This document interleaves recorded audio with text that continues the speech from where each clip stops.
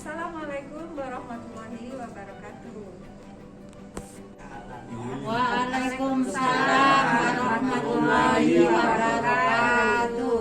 Terima kasih atas waktu yang diberikan oleh Bapak Ibu semua. Hari ini kita akan membahas tentang budaya positif. Nah, sesuai dengan paradigma baru dalam kurikulum yang terbaru oleh Kementerian Pendidikan yang dibawahi oleh Bapak Nadiem Makarim. Nah, hari ini kita akan membahas tentang budaya positif dengan tema yang pertama, yaitu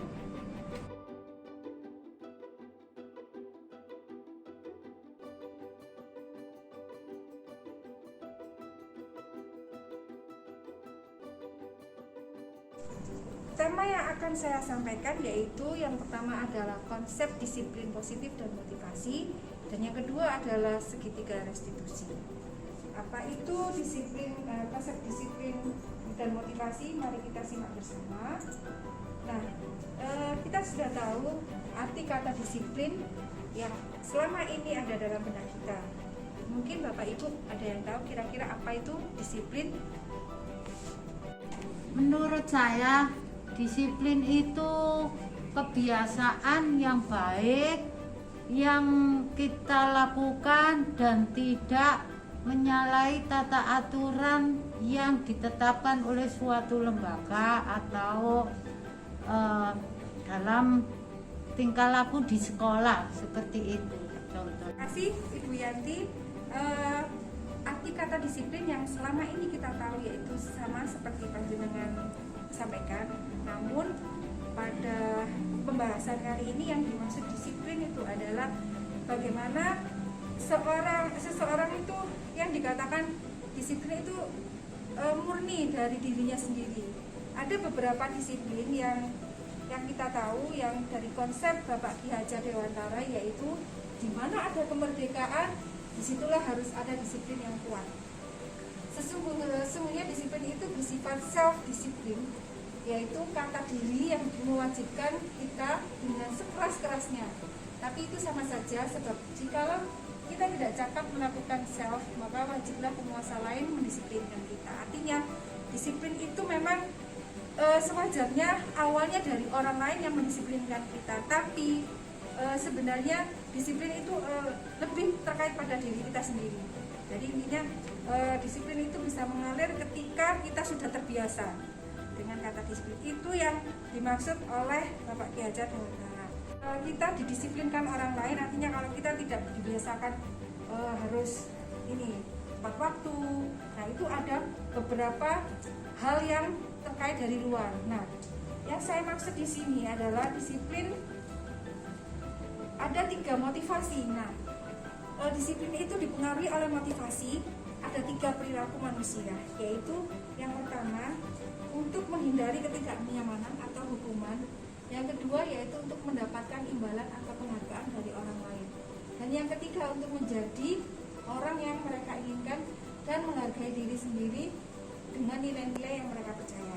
Nah, berawal dari diri kita sendiri, tapi sejak kecil kita biasanya dibiasakan orang tua mandi setiap hari, kemudian tidur tepat waktu. Lah, pada dasarnya kita ini mempunyai beberapa motivasi. Mungkin motivasi ini kebebasan, karena seyogyanya manusia itu kita punya keinginan yang tidak terbatas, tapi ada batasan-batasan di dalam sebuah aturan. Nah, ini yang saya maksud. Kita akan membahas tentang apa itu makna hukuman dan apa itu makna dari penghargaan. Nah, sebenarnya ada penghargaan atau hukuman itu diberikan ketika orang melakukan kesalahan, sedangkan penghargaan diberikan pada orang ketika dia melakukan kebaikan. Nah, itu levelnya adalah sama. Nah, setiap orang, karena kita sebagai guru, anak-anak itu pasti akan melakukan kesalahan. Nah, seyogyanya yang dimaksud paradigma baru itu pengawal untuk diskusi. Mari kita simak beberapa pertanyaan yang mungkin bisa menjadi refleksi bagi kita. Pertama, bagaimana cara membuat murid disiplin? Kemudian siapa yang bisa mendisiplinkan murid? Kemudian apakah guru bisa mendisiplinkan murid, atau kepala sekolah, atau orang tua murid, atau murid itu sendiri? Mengapa? Nah, ini yang sudah kita bahas tadi tentang disiplin. Nah, yang dimaksud dengan paradigma baru disiplin itu bagaimana seyogianya itu disiplin dari dalam diri sendiri. Namun yang saat ini terjadi adalah disiplin itu dipengaruhi oleh eksternal. Jadi seperti yaitu tadi orang tua dengan anaknya atau guru dengan. Nah, mungkin dari Bapak Ibu mungkin bisa menjawab sedikit pertanyaan. Kira-kira bagaimana cara membuat murid itu disiplin? Mungkin Bapak Ibu ada yang punya jawaban? Itu berawal dari kita sebagai guru memberi contoh ke anak. Kita datangnya tepat waktu misalkan. Nah, itu sudah mendisiplinkan diri kita juga kepada murid kita. Terus kita masuk ke kelas juga tepat waktu dengan jam mata pelajaran yang kita ajar. Itu juga mendisiplinkan anak dan juga mendisiplinkan kita sendiri. Menurut saya seperti itu. 3 langkah ini kita bisa terapkan dengan masalah yang kita hadapi dengan siswa. Nah, ada beberapa kasus yang bisa kita lakukan, seperti contoh ini ya, Mario dan Nadi merupakan murid kelas 8 di SMP Tunas. Pada jam istirahat makan siang, semua anak lain bermain di ruang kelas. Mereka diajak bicara oleh guru wali kelas mereka, Bapak Joko, di ruang kelas. Nah, ini ada dialognya. Nah, ini adalah salah satu bentuk restitusi yang sudah pernah dilakukan. Oke, Pak Joko, Mario, Adi, Bapak tadi dengar laporan dari guru piket di kantin. Sepertinya kalian ada masalah ya. Ada yang bisa dibantu? Apa yang terjadi? Nah, Mario dan Adi, iya Pak. Tadi pada jam istirahat tadi kami main lempar-lemparan makanan di kantin. Tapi tidak sengaja malah kelempar kena wajah Budina. Nah, kepala sekolah. Ketika beliau sedang berjalan, saudara. Kemudian Pak Joko bilang, kalian main lempar-lemparan makan di kantin kena wajahnya Budina pada saat beliau lewat. Nah, itu juga menjadi masalah. Kemudian Maria dan Adi ditanya lagi, iya Pak, wajahnya sedih. Nah, kemudian Pak Adi bertanya lagi, Adi, ada informasi yang mau kau tambahkan? Adi, tidak maksudnya, tapi apa? Tapi kamu tidak sengaja, tapi kami tidak sengaja. Apakah kalian tahu kalau kalian berada dalam masalah? Nah, ini mulai dari kita mencoba menyelesaikan masalah. Oke, dari sini baik, Bapak di sini bukan mencari masalah yang salah. Siapa yang salah? Bapak di sini mencari menyelesaikan masalah. Ini yang disebut dengan yang pertama, menstabilkan identitas. Ya, jadi intinya tidak mengintimidasi atau menyalahkan, tetapi semua orang pasti punya salah. Nah, itu yang dimaksud dengan stabilitas. Kemudian berpikirlah sama-sama tenang tentang apa yang bisa kita lakukan memperbaiki situasi ini. Kalian pasti melakukan itu ada alasannya, karena ini adalah yang kedua, validasi.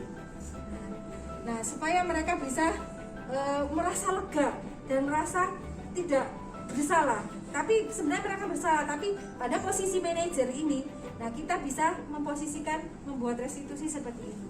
Jadi tidak, oh kamu salah, ini tidak seperti itu, tapi bisa. Nah, ini dengan komunikasi kita yang baik tadi. Nah, ya Bapak bisa lihat kalian merasa senang melakukannya, tapi yang kalian ingin merugikan orang lain. Ini yang ketiga, yaitu mengembalikan kepada keyakinan, merugikan dan ada kebutuhan yang lain ya yang dirasakan anak, merasa dihargai dan sebagainya. Nah, ini dialog ini adalah contoh dari restitusi yang sudah dilakukan.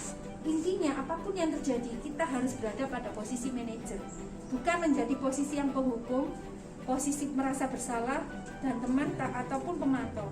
Kita diharapkan pada posisi manajer.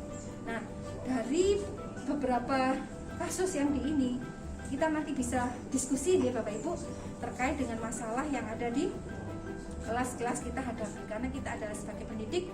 Nah, inilah yang disebut paradigma baru, dengan tidak melakukan intimidasi dengan siswa, tapi melakukan mediasi dengan melakukan restitusi. Terima kasih atas waktunya yang diberikan. Demikianlah apa yang saya sampaikan tentang dua materi.